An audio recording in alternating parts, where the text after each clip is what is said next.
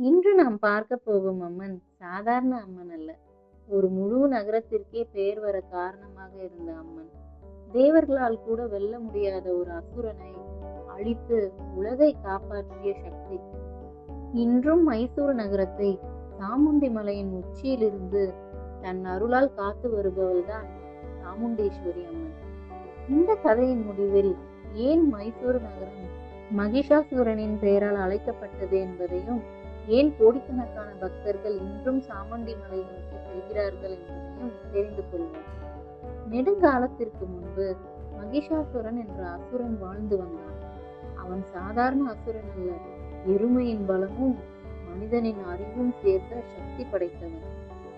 உலகம் முழுவதையும் தன் கட்டுப்பாட்டிற்குள் கொண்டு வர வேண்டும் என்ற ஆசையில் கடுமையான தவத்தில் அமர்ந்தான்.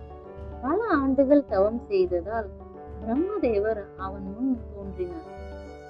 மகிஷாசுரா, உன் தவம் என்னை மகிழ்வித்துள்ளது, என்ன வரம் வேண்டும் என்று கேட்டார். அதற்கு மகிஷாசுரன், தேவர்கள், மனிதர்கள், அசுரர்கள் யாராலும் எனக்கு மரணம் வரக்கூடாது என்ற வரம் கேட்டான்.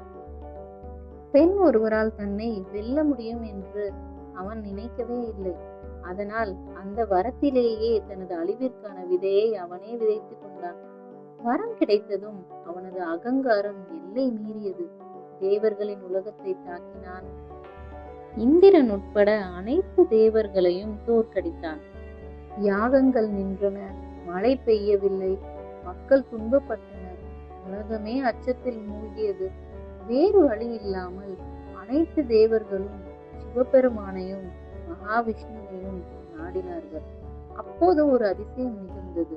சிவனின் கோபமும் விஷ்ணுவின் சக்தியும் பிரம்மாவின் தெய்வீக ஒளியும் அனைத்து தெய்வர்களின் ஆற்றலும் ஒன்றாக இணைந்தன.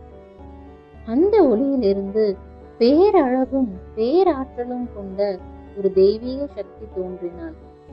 அவளே ஆதி பராசக்தியின் வீர வடிவமான துர்காதேவி. சிவபெருமான் திரிசூலத்தை வழங்கினார், விஷ்ணு சக்கரத்தை வழங்கினார், இந்திரன் வஜ்ராயுதத்தை வழங்கினார், மற்ற தேவர்களும் தங்களின் சக்திகளை வழங்கினர். அனைத்து சக்திகளையும் தன்னுள் ஏற்றுக்கொண்ட அம்மன் சிங்கத்தின் மீது ஏறி போருக்கு புறப்பட்டாள். அம்மனை பார்த்த மகிஷாசுரன் முதலில் சிரித்தான். என்னை எதிர்க்க ஒரு பெண்ணையா அனுப்பியிருக்கிறார்கள் என்று கேலி செய்தான். ஆனால் அந்த சிரிப்பு நீண்ட நேரம் நிலைக்கவில்லை.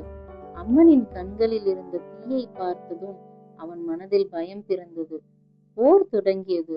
1 நாள், 2 நாள், 3 நாள், இப்படி 9 நாட்கள் தொடர்ந்து போர் நடந்தது. அசுரர்கள் ஆயிரக்கணக்கில் வீழ்ந்தனர். மகிஷாசுரன் தனது மாய சக்தியால் பல வடிவங்களை எடுத்தான். சில நேரங்களில் யானையாக மாறினான், சில நேரங்களில் சிங்கமாக மாறினான், சில நேரங்களில் மனிதனாக மாறினான்.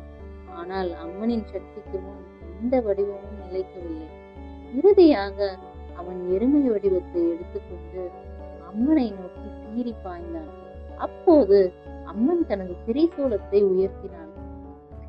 ஒரே கணத்தில் மகிஷாசுரனின் மார்பை குத்தினாள்.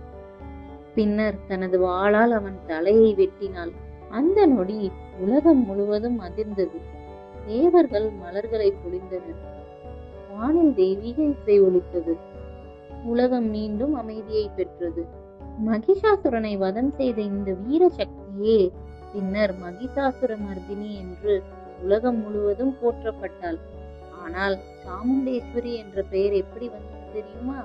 மகிஷாசுரனுக்கு முன்பாக சண்டன் மற்றும் முண்டன் என்று 2 கொடிய அசுரர்களை அம்மன் அழித்ததாக தேவி மகாத்மியம் கூறுகிறது.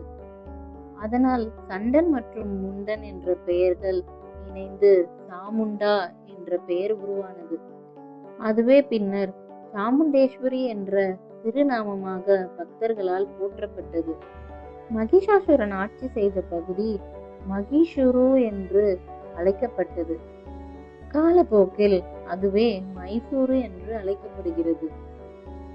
அதனால்தான் இன்றும் சாமுண்டி மலையின் அடிவாரத்தில் மகிஷாசுரனின் பிரம்மாண்டமான சிலை அமைக்கப்பட்டுள்ளது. பல நூற்றாண்டுகளாக சாமுண்டி மலையின் உச்சியில் அமர்ந்து வந்து அருள்பாலித்து வரும் அம்மன் மைசூரு அரச குடும்பமான ஓடியார் மன்னர்களின் குலதெய்வமாகவும் விளங்கினார். எந்த முக்கியமான நிகழ்வாக இருந்தாலும் முதலில் அம்மனின் அருளை பெற்ற பிறகே அவர்கள் தொடங்குவார்கள். இன்றும் ஆயிரக்கணக்கான பக்தர்கள் மலையின் படிக்கட்டுகளில் ஏறி அம்மனை தரிசிக்கிறார்கள். சிலர் வேண்டுதலுக்காக, சிலர் நன்றிக்காக, சிலர் வாழ்க்கையின் கஷ்டங்களை கூறுவதற்காக. ஆனால் அனைவரும் ஒரே நம்பிக்கையோடு செல்கிறார்கள். சாமுண்டேஸ்வரி அம்மன் கைவிட மாட்டாள் என்ற நம்பிக்கையோடு. நண்பர்களே, மகிஷாசுரனை வென்றது ஒரு அசுரனை வென்ற கதை மட்டுமல்ல, மனிதர்களுக்குள் இருக்கும் அகங்காரம், கோபம், பேராசை, அநியாயம் ஆகியவற்றை வெல்லும் சக்தியின் கதை. அதனால்தான் இன்று வரை கோடிக்கணக்கான பக்தர்கள் சாமுண்டேஸ்வரி அம்மனை மனமுருகி வணங்குகின்றார்கள். சாமுண்டேஸ்வரி அம்மா, எங்கள் வாழ்க்கையில் இருக்கும் இருளை அகற்றி நம்பிக்கையின் ஒளியை ஏற்றுவாயாக. ஓம் சாமுண்டேஸ்வரி தாயே போற்றி, மகிஷாசுர மர்தினியே போற்றி. இந்த வரலாறு உங்களுக்கு பிடித்திருந்தால் வீடியோவை லைக் செய்து பகிருங்கள். அடுத்து எந்த அம்மனின் வரலாற்றை கேட்க விரும்புகிறீர்கள் என்பதை கருத்தில் பதிவு செய்யுங்கள்.